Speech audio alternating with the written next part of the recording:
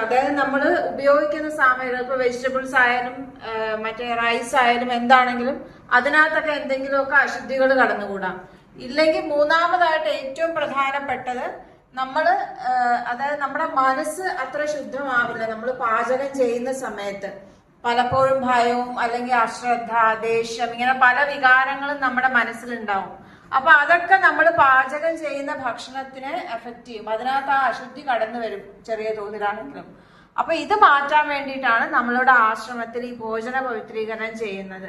അപ്പൊ നമ്മൾ എന്താ ചെയ്യണേന്ന് വെച്ച് കഴിഞ്ഞാല് നമ്മൾ പാചകം ചെയ്ത് വെച്ച ആ വസ്തുക്കളിൽ നിന്ന് ഒരു ചെറിയൊരു ഭാഗം എടുത്തിട്ട് നമ്മളിവിടെ സ്വാമിജിയുടെ മുമ്പിൽ കൊണ്ടുവന്ന് കാണിക്കും.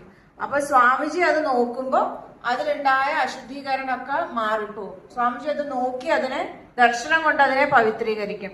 എന്ന് മാത്രമല്ല സ്വാമിജി സങ്കല്പവും ചെയ്യുന്നുണ്ട്. അതായത് ഇത് കഴിക്കുന്നത് ആരായാലും അവർക്ക് നല്ല ശരീരത്തിനൊക്കെ നല്ല ആരോഗ്യവും മനസ്സിന് നല്ല ശക്തിയും നല്ല ശുദ്ധിയും പിന്നെ ബുദ്ധിക്കാണെങ്കിലും നല്ല വികാസവും നല്ല ആലോചനാ ശക്തിയും ഒക്കെ വരട്ടെ, പിന്നെ ആധ്യാത്മികമായിട്ടും നമുക്ക് നല്ല പുരോഗതി ഉണ്ടാവട്ടെ എന്ന് സ്വാമിജി സങ്കല്പിക്കുകയും ചെയ്യുന്നുണ്ട്.